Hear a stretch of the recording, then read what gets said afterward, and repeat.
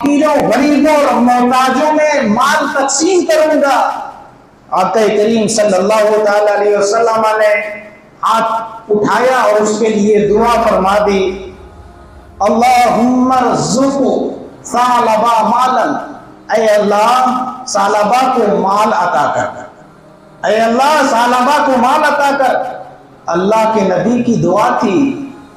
مستجاب الدعوات ہوتے ہیں اللہ کے نبی، اور وہ بھی نبیوں کے نبی جب دعا کر دیں تو وہ دعا قبول کیوں نہیں ہوگی؟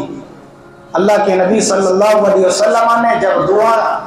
کی تو اللہ رب العزت نے فوراً دعا قبول فرمائی، اور حضرت ابو امامہ انصاری رضی اللہ تعالیٰ عنہ یہ صحابی ہیں، فرماتے ہیں کہ جب اللہ کے نبی نے دعا کی تو یہ دعا رب کی بارگاہ میں قبول ہوئی، اور ثعلبہ نے بکری خریدی، اور وہ بکری اس طرح بڑھی جس طرح سے کیڑے اور مکوڑے بڑھتے ہیں، اس طرح بکریاں بڑھنے لگی، یہاں تک کہ بکریوں کی جگہ تنگ ہو گئی مدینہ میں اس کے لیے۔ تو جب بکریوں کی جگہ تنگ ہو گئی، رکھنے کی جگہ تنگ ہو گئی، تو وہ مدینے سے باہر پہاڑی علاقوں میں وادیوں میں چلا گیا، اور وادیوں میں جب گیا تو پہلے نبی کی بارگاہ میں نبی کی ابتدا میں 5 وقت کی نماز میں جماعت کے ساتھ حاضر ہوتا تھا، لیکن جب مال و دولت نے اسے گھیرا تو وہ بکریاں لے کر پہاڑیوں کی جانب چلا گیا، اب صرف عصر ظہر اور عصر میں آتا، اور جب مال و دولت نے اور گھیر لیا تو رفتہ رفتہ ظہر اور عصر بھی چھوڑ دی، یہاں تک کہ جمعہ بھی چھوڑنے لگا۔ نبی پاک صلی اللہ علیہ وسلم نے صحابہ سے فرمایا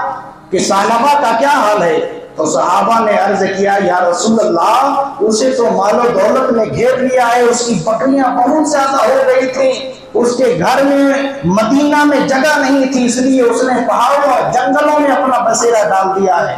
آقا کریم صلی اللہ علیہ وسلم نے فرمایا،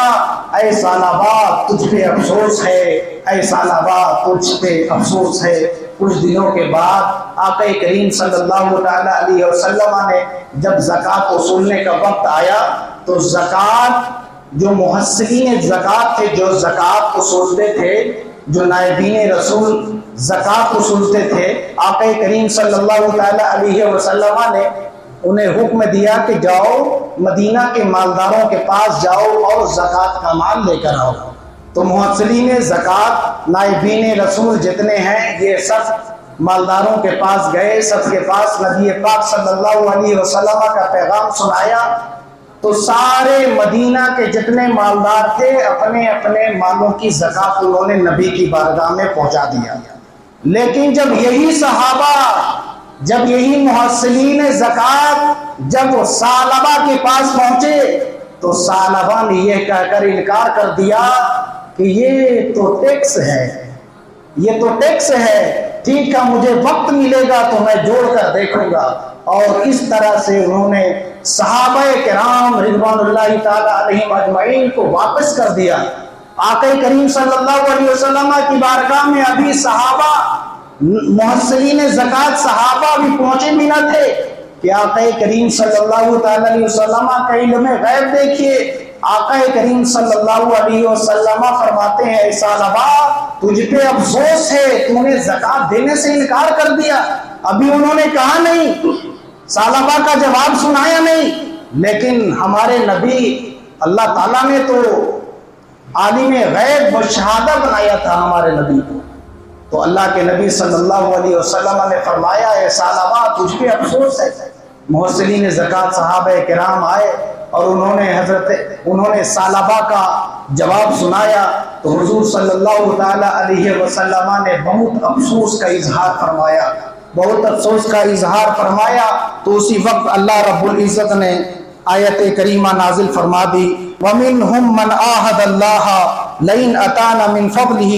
لَنُصَدِّقَنَّ وَلَنَكُونَنَّ مِنَ الصَّالِحِينَ فَلَمَّا أَتَاهُم مِّن فَضْلِهِ بَخِلُوا بِهِ وَتَوَلَّوْا وَهُم مُّعْرِضُونَ، کہ ان میں سے کچھ وہ لوگ ہیں جنہوں نے اللہ سے یہ عہد کیا کہ اللہ تعالیٰ اگر اپنا فضل ہمیں عطا فرمائے تو ہم ضرور صدقہ کریں گے اور ہم ضرور بھلے لوگوں میں ہو جائیں گے۔ فلما آتاہم من فضلہ، جب اللہ تعالیٰ نے اپنا فضل انہیں عطا کیا تو وہ بخیل ہو گئے اور وہ منہ پھیر کر انہوں نے انکار کرنا شروع کر دیا۔ اللہ تعالیٰ نے یہ آیت کریمہ کس کی مذمت میں نازل کی؟ ثعلبہ کی مذمت میں نازل کی۔ جب ثعلبہ کو معلوم ہوا کہ اللہ تعالیٰ نے تو میری مذمت میں اور میرے بخل میں آیت کریمہ نازل فرمائی ہے، تو اسے خوف لاحق ہوا کہ لوگ ہمیں بخیل کہنے لگیں گے، لوگ ہمیں کنجوس کہنے لگیں گے۔ اس نے اپنے سارے مال کو اکٹھا کیا، اسے کون کیا؟ سارا مال کا زکوٰۃ نکالا اور زکوٰۃ لے کر نبی کی بارگاہ میں پہنچ گیا۔ آقا کریم صلی اللہ علیہ وسلم کی بارگاہ میں اس نے عرض کی، یا رسول اللہ صلی اللہ علیہ وسلم، یہ زکوٰۃ کا مال ہے، یہ زکوٰۃ کا مال ہے، اسے قبول فرما لیں۔ آقا کریم صلی اللہ علیہ وسلم نے ارشاد فرمایا کہ اللہ رب العزت نے تمہارے مال قبول کرنے سے منع فرما دیا ہے۔ تو ثعلبہ وہاں سے لوٹا اور اپنی اس حال میں لوٹا کہ وہ کہہ رہا تھا کہ میں ہلاک ہو گیا، اور اپنے سروں پر مٹی ڈالتا ہوا واپس چلا گیا، یہاں تک کہ آقا کریم صلی اللہ علیہ وسلم کا وصال ہو گیا۔ حضرت ابو بکر صدیق رضی اللہ تعالیٰ عنہ خلیفہ منتخب کیے گئے۔ حضرت ابو بکر صدیق رضی اللہ تعالیٰ عنہ کے دور میں اس نے غنیمت سمجھا کہ اب میں سارے زکوٰۃ کا سارا مال حضرت ابو بکر صدیق کی بارگاہ میں پیش کرتا ہوں۔ حضرت ابو بکر صدیق رضی اللہ تعالیٰ عنہ کی بارگاہ میں اس نے پیش کیا اور اس نے کہا یہ زکوٰۃ کا مال ہے، آپ قبول فرما لیں۔ تو حضرت ابو بکر صدیق رضی اللہ تعالیٰ عنہ نے فرمایا کہ جب نبی پاک صلی اللہ تعالیٰ علیہ وسلم نے تیرے زکوٰۃ کا مال لینے سے انکار فرما دیا، منع فرما دیا، تو میں کیسے لے سکتا ہوں، میں کیسے لے سکتا ہوں؟ چنانچہ حضرت ابو بکر صدیق رضی اللہ تعالیٰ عنہ نے بھی انکار کر دیا، اسے لوٹا دیا۔ جب حضرت عمر فاروق اعظم رضی اللہ تعالیٰ عنہ کا زمانہ آیا، ان کے بھی دور خلافت میں زکوٰۃ کا مال لے کر حاضر ہوا۔ حضرت عمر فاروق اعظم رضی اللہ تعالیٰ عنہ نے فرمایا کہ جب نبی نے اور صدیق نے لینے سے انکار کر دیا تو میں کیسے لے سکتا ہوں؟ انہوں نے بھی اسے واپس کر دیا، یہاں تک کہ حضرت عثمان غنی رضی اللہ تعالیٰ عنہ کے دور میں وہ شخص ثعلبہ مر گیا، فوت کر گیا۔ تو یہی بات ہے کہ انسان کی فطرت اور انسان کی یہ لالچ ہے کہ انسان رب کی بارگاہ میں یہ دل میں دعا کرتا ہے یا لوگوں سے دعا کراتا ہے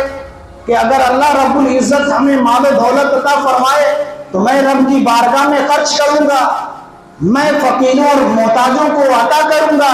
میں اللہ کا شکر ادا کروں گا۔ لیکن اللہ تعالیٰ جب اسے مال عطا کرتا ہے تو وہ انسان بخیل ہو جاتا ہے اور اللہ سے دور ہو جاتا ہے، نہ مال میں سے صدقہ نکالتا نہ مال کی زکوٰۃ نکالتا ہے، یہ اللہ سے دور ہو جاتے ہیں۔ تو ایسے بہت سے لوگ ہیں کہ اللہ تعالیٰ نے انہیں مالدار کیا ہے لیکن وہ حقداروں کا حق دیتے نہیں ہیں، وہ اپنے مال کو خرچ نہیں کرتے، وہ تو یہ دیکھتے ہیں کہ ارے ہم اپنے مال میں سے اتنا زکوٰۃ نکال دیں گے تو ہمارے مال میں تو کمی ہو جائے گی، ہمارے مال میں اتنی کمی ہو جائے گی، اور اسی چکر میں وہ اپنے مال و دولت کی لالچ میں زکوٰۃ بھی نہیں نکالتے۔ اللہ تعالیٰ نے جو یہ آیت کریمہ نازل فرمائی ہے صرف ان کے لیے نہیں بلکہ یہ وعید ہر ان تمام لوگوں کے لیے عام ہے کہ جو اللہ کی راہ میں خرچ نہیں کرتے۔ اللہ تعالیٰ نے انہیں نوازا ہے، اللہ وہ مالک نصاب ہیں، وہ صدقہ اور وہ زکوٰۃ دے سکتے ہیں، لیکن پھر بھی وہ زکوٰۃ اپنے مالوں کی ادا نہیں کرتے۔ اور کتنے لوگ ہیں کہ بس اپنے اندازے سے مال کو نکال لیتے ہیں، اپنے اندازے سے، تو اندازے سے نہیں بلکہ 2.5% نکالنا ضروری ہے،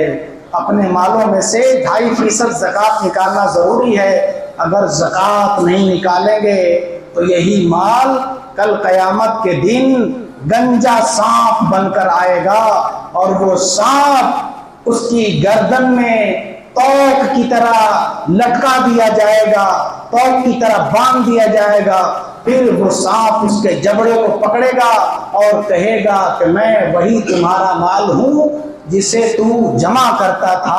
اور خرچ نہیں کرتا تھا۔ اور ایک روایت میں آقا کریم صلی اللہ علیہ وسلم نے ارشاد فرمایا کہ جو اپنے مال کی زکات ادا نہیں کرتے تو وہی مال کل قیامت کے دن تپایا جائے گا،